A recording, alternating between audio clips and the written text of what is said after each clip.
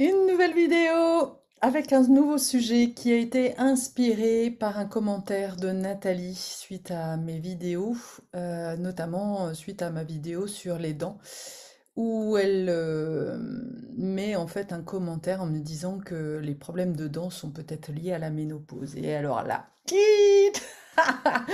ça m'active parce que la ménopause est tellement beau dos. On en met tellement de choses en fait sur le dos de la ménopause que j'avais envie de faire un sujet par rapport à la ménopause, cette période de vie. Alors je suis pas une spécialiste, je vais juste partager ma propre expérience parce qu'il se trouve que je suis ménopausée depuis mes 40 ans, suite à mon opération, enfin à tout la transfusion de ces grosses merdes au moment de la chimiothérapie, qui a déclenché une préménopause chez moi et voilà, je suis devenue préménopausée. Mais je ne sais pas si c'est lié, je ne sais pas par quel miracle de la vie, je n'ai jamais eu d'effet secondaire lié à la ménopause. Donc c'est possible. Voilà, j'incarne, je pense, quelqu'un. Alors, euh, encore une fois, je n'ai pas fait d'études sur le sujet. Je ne sais pas si le fait d'avoir eu un cancer et d'avoir eu la chimio et d'être rentrée en préménopause tellement tôt a facilité en fait mon processus. J'en sais rien. Mais ce que je peux dire, c'est que donc je n'ai jamais eu en fait de bouffée de chaleur. Deux, je n'ai pas de sécheresse vaginale. 3, ma libido n'est absolument pas en berne. 4, je n'ai pas des yo-yo émotionnels. Voilà, je ne sais pas quels sont les autres symptômes vraiment de la ménopause, mais là où je vois mes sœurs en train de souffrir et de transpirer et de tout ça, moi, bah, c'est rien en fait. Et je mets ça sur le compte de ma transformation intérieure. Je suis convaincue que à partir du moment où que la ménopause euh, marque ni plus ni moins une nouvelle étape de notre vie. De la même manière que l'adolescence est une première étape, que le monde d'adulte est une étape, la ménopause, elle nous fait rentrer dans une période, enfin, dans une étape de sagesse. Et elle nous invite aussi à nous poser des énormes questions par rapport à notre vie. Elle nous invite à une réharmonisation intérieure de nos éléments intérieurs. N'oublions pas, nous sommes composés à 90% d'eau, mais à la fois on a de l'eau, on a de l'air, on a du feu à l'intérieur de nous, on a le terre, on a les quatre éléments et on est même aussi éther. Et quand on a des bouffées de chaleur, ça veut dire quoi? Juste quand on reprend les choses basiquement, hein, moi j'aime bien revenir à la base. Euh, des bouffées de chaleur, ça veut dire, un, que déjà, bah, y a de l'eau, il y a de l'eau, il y a trop d'eau, et puis deux, il y a un feu qui s'active.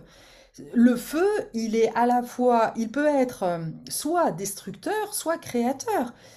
Et si la ménopause était une invitation à devenir créatrice de notre vie? N'est-ce pas, mes chères consoeurs, enfin amies, femmes puissantes? J'en reviens un peu à mes vidéos là des derniers jours sur assumons en fait d'être une femme, assumons notre féminin. Alors le côté féminin divin est malheureusement tellement galvaudé, mais c'est ça, c'est vraiment assumons notre part divine, notre essence de femme puissante. Depuis la nuit des temps, le patriarcat a peur de notre féminin et il a tout fait en fait pour l'étouffer. Et si la ménopause nous transforme en chaudière, c'est peut-être qu'il y a une invitation à devenir, bah, oui, à créer quelque chose. La chaudière, elle est un moteur, en fait. Le problème, c'est que pour moi, la plupart des femmes arrivent au moment de la ménopause en se disant que ça y est, c'est la fin de la vie. Et c'est dans la tête, en fait, que ça se passe. Si tu arrives, en fait, au moment, c'est de la même manière que la plupart des personnes qui arrivent à la retraite se disent, bon, bah, ok, bon, bah, et c'est la fin de la vie. Pour moi, ce n'est que le début de notre vie, en fait. En fait, c'est le début d'une autre vie. C'est pas le début de la vie, c'est le début d'une autre vie. Parce que la vie, finalement, et c'est ça l'intention aussi de ma vidéo, c'est de vous faire comprendre, de te faire comprendre que la vie, en fait, est éternelle. Nous avons la vie éternelle. Alors tu vas me dire, non mais elle est complètement, ça y est, Carole, elle est déconnecte, elle est complètement out of the box, out of the sphere. Non, non, non, non, pas du tout. Parce que on est en train de vivre notre incarnation. Ok, on est dans cette vie-là. On a une pièce de théâtre à vivre. Et arrivé à 50 ans, bien, tu as vécu toute une phase de ta vie. Souvent, c'est la période de ta vie où voilà, tu as coché des cases. Tu as été marié, tu as eu un travail, et puis bah, à 50 ans, oui, tu arrives un peu au milieu de ta vie finalement. Aujourd'hui, je ne sais pas à peu près à quelle espérance de vie on est, mais grosso merdo, c'est à peu près ça. Et on le sent. Notre âme sent que, bah oui, on est en train de démarrer, on va dire, la phase ascendante, non pas descendante, ascendante de notre vie, puisqu'il y a un appel à aller beaucoup plus dans la spiritualité pour pouvoir préparer notre mort, mais de manière joyeuse, parce que la mort n'est pas la fin de la vie. On a une part donc incarnée, on est en train de vivre cette vie, mais notre âme, elle est éternelle. Et ça, on l'oublie. Tout est fait dans notre civilisation pour oublier en fait que notre âme, elle a expérimenté déjà des tas de vies, des tas de scénarios, et que voilà, elle est là encore dans cette vie-là pour expérimenter un scénario. Et donc, quelque part, pour moi, au moment de la ménopause, c'est comme si notre corps nous rappelait à l'ordre, nous re-questionnait sur, alors, qu'est-ce que tu as fait de ta vie, quoi? Est-ce que le feu que tu as à l'intérieur de toi, ce foyer-là, ce truc, quand tu regardes un feu, c'est waouh, c'est géant en fait, ça, c'est cette lumière qui est à l'intérieur de toi. Est-ce que tu as fait rayonner ta lumière à l'intérieur de toi? Et est-ce qu'il n'y a pas quelque chose d'autre en fait qui demande à se manifester? C'est le moment. C'est comme si en fait la vie t'invitait à vraiment embrasser la vie, embraser la vie. C'est waouh, oui, c'est allez, vas-y, quoi. Maintenant, t'as plus de limites. Tes enfants sont grands, ton mari a vécu sa vie, peut-être qu'il est parti. Vis ta vie. C'est vraiment cette invitation à vivre ta vie et à se défaire de toutes les limitations, surtout, j'ai envie de dire, surtout psychologiques, surtout au niveau des croyances transgénérationnelles. C'est encore une fois parce que on écoute en fait la médecine traditionnelle et tous les discours qu'on peut lire dans les magazines, que la ménopause, voilà, ça provoque ça, mais ça bénéficie à qui? Reprenons notre conscience, reprenons notre pouvoir. Tous ces discours-là ne sont faits que pour te faire bouffer des médocs et des plantes et des je sais pas quoi, même si c'est des plantes. Alors, je n'ai rien et je suis convaincue que on a besoin parfois à ces moments-là de rééquilibrer, oui, c'est sûr.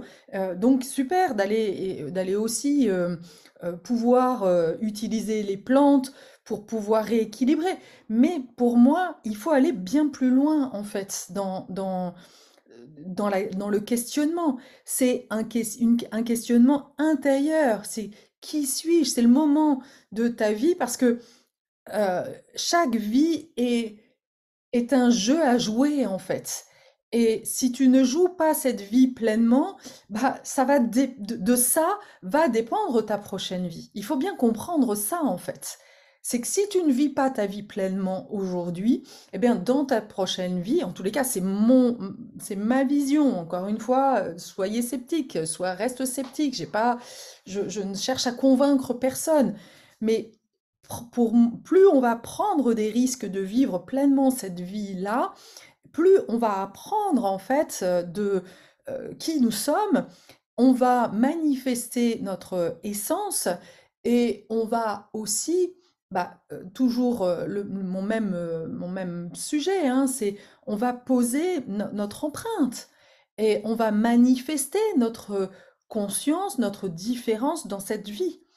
Et et donc, dans notre vie d'après, les choses risquent, je dis bien risquent parce que je n'ai pas la vision, mais de ce que je sens, de ce que j'ai compris, oui, on arrive avec un karma, donc on arrive avec un sac à dos, on arrive avec un fardeau. Ok, bon, est-ce que tu as lâché ton sac à dos? Est-ce que tu as travaillé? Est-ce que à un moment donné, tu as pris le temps de, ok, poser ton fardeau là, l'ouvrir une bonne fois pour toutes, et puis travailler sur la transmutation en fait de tes souffrances. Tu n'es plus obligé. Et là aussi, c'est incroyable comment on a ça m'énerve. Comment on a ancré dans la tête des femmes que c'est normal de souffrir de la ménopause, que c'est normal, voilà, les bouffées de chaleur, elles sont normales, alors voilà, tu peux les compenser, les réduire, étouffe-les bien avec des médicaments, mais non. Et mon message, il est non, ça peut être autrement. Et ça peut être autrement si justement tu suis le flot de ta vie. Si tu as une ménopause qui te fait souffrir, c'est que en réalité, c'est pas la ménopause qui te fait souffrir, c'est ta vie qui n'est pas alignée par rapport à là où tu devrais être. C'est que euh, tu n'es pas en phase avec ce que ton âme est venue faire dans cette vie-là. Donc, reprends les choses depuis le départ. Deviens une chercheuse de vérité et non pas une patiente qui attend, qui va chez le gynéco ou qui va chez le docteur et voilà, qui va écouter et qui va prendre toutes les conneries en fait pour argent comptant. Non, non, deviens ta propre chercheuse. Fais des expériences. Nous sommes des chercheuses. Alors les hommes aussi sont des chercheurs. Et d'ailleurs, est-ce qu'il n'y a pas non plus une sorte de ménopause pour les hommes? Ça, c'est une question que je me pose. Parce que les hommes que je rencontre à 50 ans, finalement, enfin 50, 60 ans même plutôt, chez eux, je pense que ça se manifeste au moment de la retraite. J'en vois tellement, en fait, qui sont dans un espèce de mensonge, de déni de réalité, mais incroyable, qui passent leur temps à essayer de juger leurs enfants et oui, qui pensent être ceux qui voient les choses pour leurs enfants, mais qui se refusent en fait d'aller voir leurs propres blessures intérieures, voilà, qui prétendent avoir déjà fait un travail sur eux, mais finalement qui euh, survivent, qui continuent à survivre et à se raconter des histoires en fait. Et le corps, à ce moment-là, même pour les hommes, en fait, il appelle. Je me souviens quand je travaillais chez Generali, parce que j'ai travaillé pendant quand même 5 ans dans une compagnie d'assurance euh, avec une spécialité, j'étais particulièrement dédiée à m'occuper des seniors. Et je me souviens que une des maladies les plus importantes que les hommes étaient particulièrement victimes d'AVC. C'est pareil en fait, AVC, arrêt cardiaque. Est-ce que ça n'interroge pas les hommes, ça questionne pas les hommes sur leur ouverture de cœur, leur lien à leur mère? Donc, finalement, oui, les femmes, ça se manifeste plus parce qu'on a des cycles et que les femmes sont plus réactives, en fait, ça se voit plus, notre émotionnel. Mais finalement, quand on regarde la santé des hommes, bah, souvent, là j'ai encore un ami qui a 50, ouais, je crois qu'il doit avoir une cinquantaine d'années comme moi. Il a aussi eu une intervention au niveau du cœur. Donc les hommes, c'est le cœur et aussi la prostate. Mais la prostate, c'est pareil, c'est au niveau de leur sécurité intérieure, ça touche exactement les mêmes sphères. Donc, tu vois, finalement, on met toujours le côté euh, la ménopause pour les femmes, mais les hommes aussi devraient se poser la question. C'est pas parce qu'on arrive à la retraite ou qu'on a 50 ans qu'on n'est plus rien. Et arrêtons de nous cacher en fait derrière voilà, cette envie de relation à tout prix. Je vois j'ai rencontré pas mal d'hommes qui étaient complètement dans un déni de réalité de la qualité de leur vie et de l'alignement de leur vie spirituelle, avec d'ailleurs une absence de vie spirituelle. Et voilà, par contre, ils cherchent une femme, ils ont divorcé, ils cherchent une femme, mais ils font aucun travail sur eux. Alors que quand je vois bah, les hommes, ce que j'appelle les hommes nouveaux, des hommes qui sont des hommes justement qui ont accepté ce chemin spirituel, bah là c'est complètement autre chose. Ce sont des hommes qui sont vivants, qui sont joyeux, qui s'émerveillent, mais qui s'émerveillent pour de vrai, qui font pas semblant en fait, qui sont pas dans un personnage qui joue les gens heureux. Non, non, ils le sont profondément. Et donc là, bah oui, ce sont des hommes qui sont hyper inspirants, hyper attractifs en fait, parce qu'ils vibrent aussi à l'intérieur. Alors ça ne veut pas dire qu'ils n'ont pas de problème de santé non plus, mais ça n'a rien à voir en fait. Donc là, voilà, revenons, je vais revenir en fait sur la question de la ménopause. Quand je regarde en fait sur Internet tout ce qui touche autour de la ménopause, les symptômes, c'est oui, arrêt de la fertilité et encore une fois, arrêt bouffée de chaleur, etc., etc. Et en fait, pour moi, quand on parle de l'arrêt de la fertilité, déjà, mais quelle erreur! Quelle grande erreur!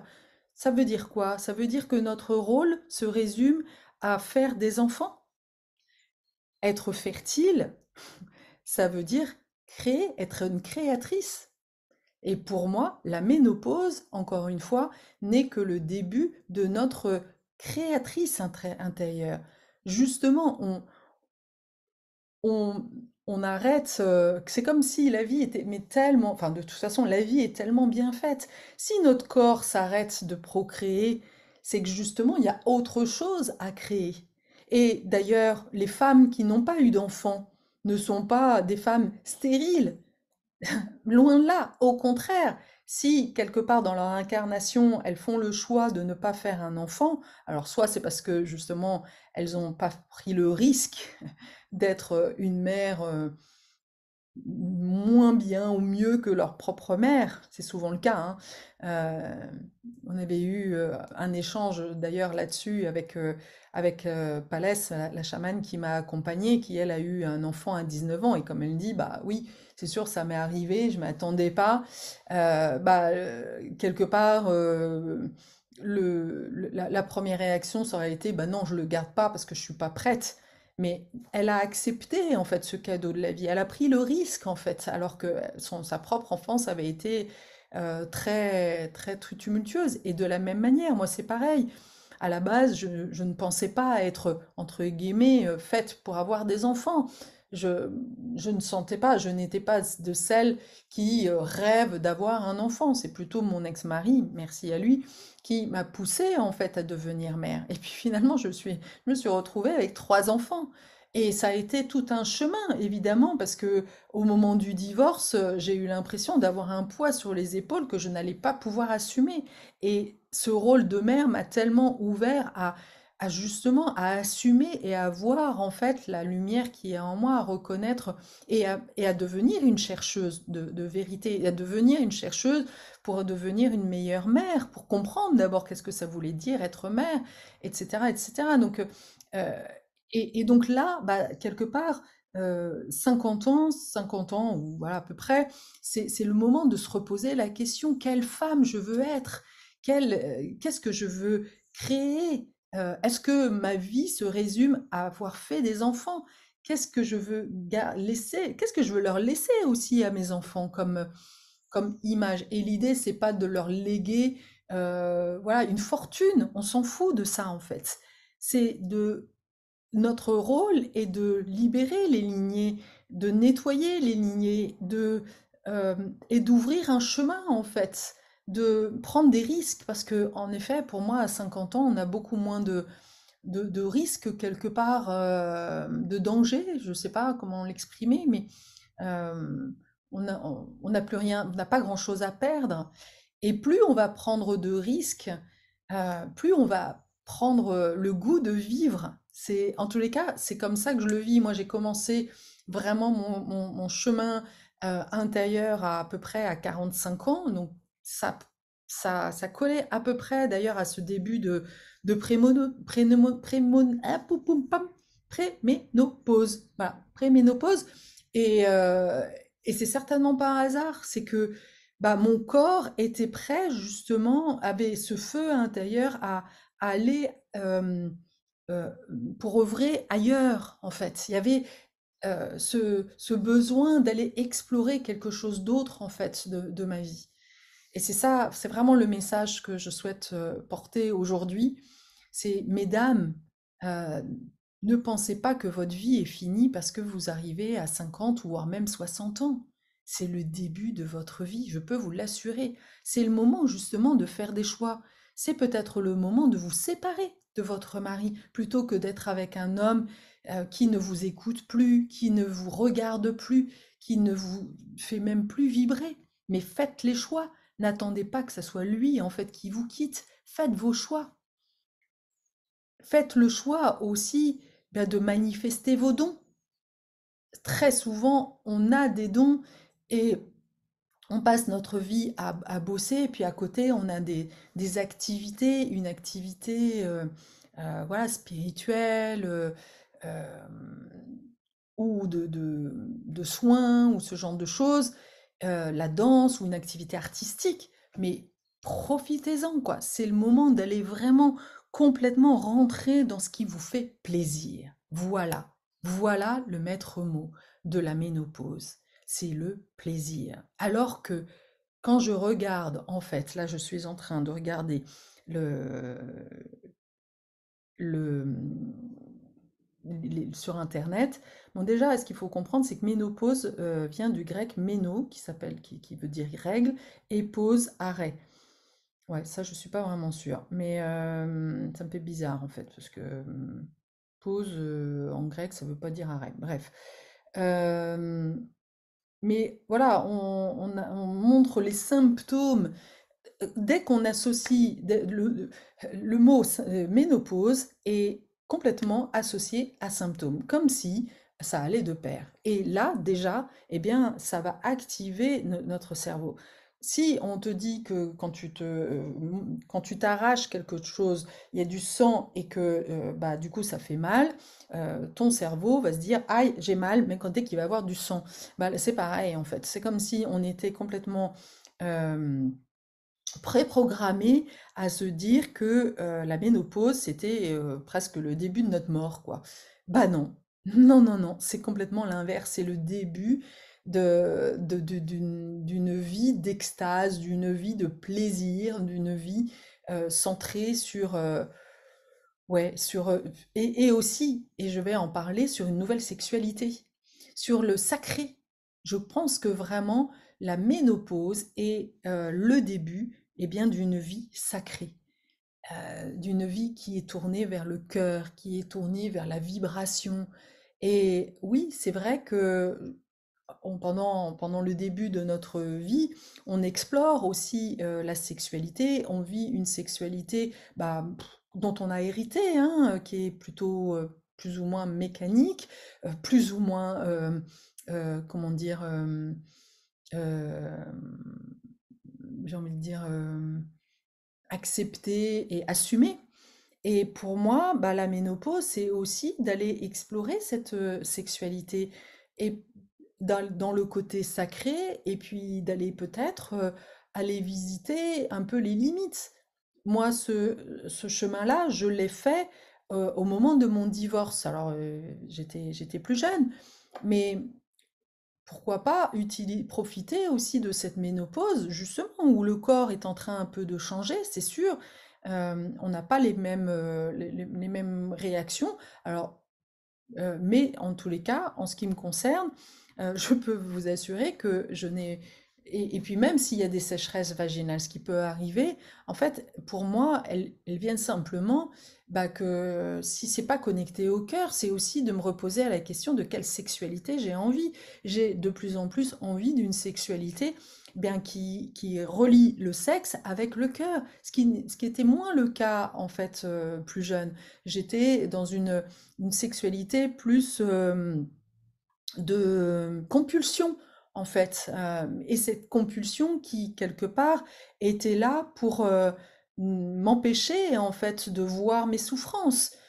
J'utilisais la sexualité aussi comme une addiction parce que ma vie était tellement fade, tellement triste que, bah oui, la sexualité, surtout encore une fois au moment de mon divorce, euh, je, j'ai senti qu'en fait comme un appel à aller explorer et je me suis laissée porter en fait par cette exploration d'une sexualité euh, bah, un peu débridée parce que bah oui et je pense que c'est aussi toute ma force d'avoir osé en fait rentrer dans ces sphères-là et d'avoir traversé aussi la honte par rapport à ça et puis d'avoir su guérir aussi la honte par rapport à la sexualité.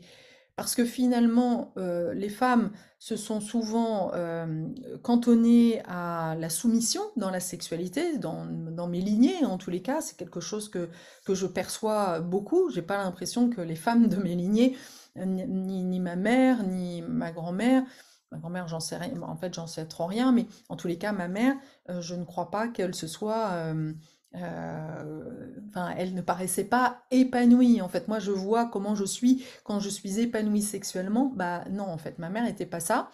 Et donc du coup, bah, si elle ne s'est pas épanouie, c'est qu'elle est restée cantonnée à une sexualité, voilà, sage en fait. Et bah oui, on a aussi à l'intérieur de nous une dimension animale qui demande en fait à aller explorer, en fait, aller rencontrer notre part qui est moins sage, voilà, plus dans la compulsion et de ne pas voir cette part-là comme étant la part sale, en fait. Il y aurait la part sage, la bonne sexualité et la mauvaise sexualité. Et je rencontre souvent cette problématique d'ailleurs chez les hommes. Là, j'ai un client en ce moment qui est complètement là-dedans, qui avait une femme en fait avec lequel lui il avait envie d'explorer des choses voilà un petit peu plus coquines, peut-être d'aller explorer le côté libertin ou je ne sais pas quoi, ou le côté multiple aussi, le polyamour ou ce genre de choses.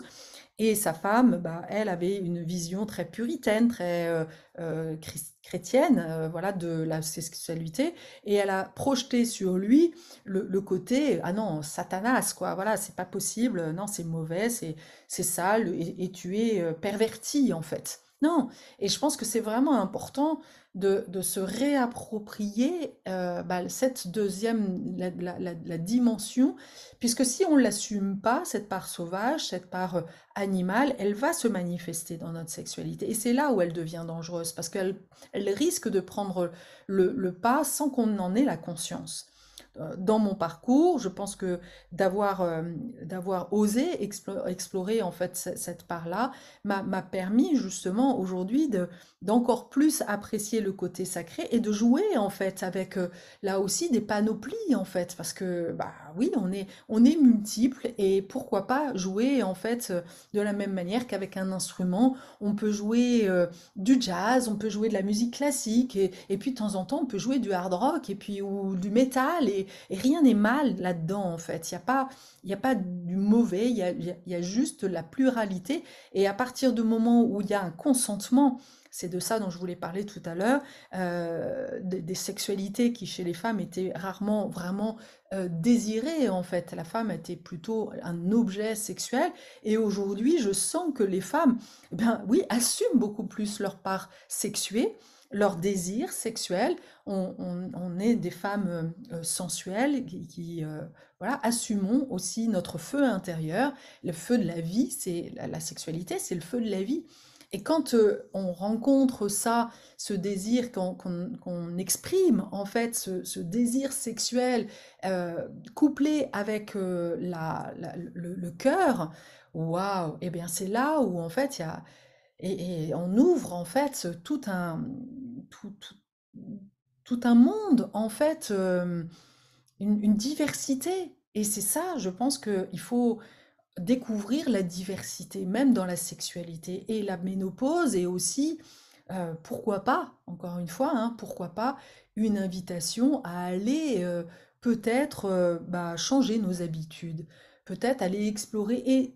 Et pour faire ça, bien d'aller déconstruire nos croyances par rapport à la vision de voilà, de la pornographie ou ce genre de choses, et d'aller expérimenter. Il n'y a que par l'expérimentation que tu peux vraiment ensuite dire, ah ouais, ça me passe. Voilà, ça me parle. Et puis là, elles sont là mes limites.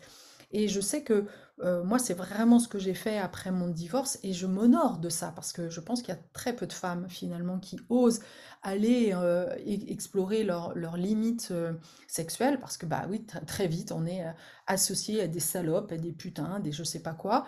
Et ça fait partie aussi de nos imageries, hein, ça faisait partie de mes limitations. Et quand on déconstruit tout ça, bah là, on commence à devenir beaucoup plus libre. Et alors, bah, la ménopause, voilà, ce feu intérieur, on peut aussi aller le consumer de manière positive en assumant notre passion. C'est ça. C'est vraiment ce mot passion, en fait. Et la passion, elle peut se manifester de plein de manières différentes, d'une manière sacrée, d'une manière un peu plus animale, un peu plus voilà, dans la nature, par exemple. Mais quel plaisir, en fait, de faire l'amour dans la nature. Et il n'y a rien de sale, il n'y a rien de pervers, en fait, que de faire l'amour dans la nature. Il n'y a rien de plus beau, en réalité, que de faire l'amour dans la nature.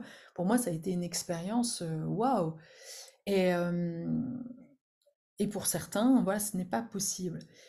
Donc voilà, pour moi, l'ouverture, enfin la proposition par rapport à tout cette ménopause, pour moi, elle est pas du tout, elle est pas du tout un arrêt, bien au contraire, elle n'est que un nouveau chapitre à ouvrir, à explorer et aller découvrir aussi son corps, redécouvrir son corps, euh, et par la caresse aussi, parce que oui, c'est vrai que je crois que ce qui est vrai, c'est que quand plus on arrive, plus on rentre dans l'âge, moins justement on supporte euh, de ne plus nous respecter. Ça, en tous les cas, mais c'est aussi le chemin spirituel que j'ai pu faire, c'est plus je suis allée voir en fait mes beautés intérieures, plus je suis allée reconnaître qui je suis, et bien plus je suis allée découvrir mon temple intérieur, plus je le protège et plus je suis à l'écoute de mes sensations et, et j'ai envie en fait, voilà, d'être encore plus dans cette vie de sensations et d'émotions. Et je ne tolère plus, en fait, c'est bon, le corps de souffrance, ça peut arriver, et je pense que j'aurai encore des souffrances à transmuter, mais j'ai passé justement ces 15 dernières années à vraiment guérir en fait mes blessures intérieures. Et là, bien pour moi, cette période de la ménopause, elle est vraiment l'opportunité de profiter, de goûter, de jouir de la vie. C'est vraiment ça. C'est jouir de la vie. Et si la ménopause était le moment de notre jouissance.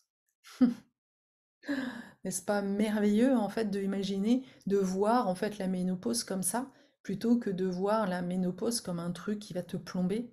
Ça change tout, non? Je crois que vraiment ça ouvre tout un champ en fait d'exploration, de se dire ah ouais, waouh, ouais j'ai le droit de jouir, j'ai le droit de me faire plaisir, j'ai le droit de dire non, j'ai le droit de guider aussi mon partenaire, j'ai le droit d'initier mon partenaire, j'ai le droit de le transformer, j'ai le droit de me faire transformer, j'ai le droit de me faire transporter, j'ai le droit de me faire exalter, j'ai le droit de me faire aimer, j'ai le droit d'aimer, j'ai le droit de tout en fait, parce que je suis puissante, parce que nous sommes des êtres d'amour infini. Mesdames, n'oubliez pas, nous sommes des êtres d'amour infini. On est là pour ça.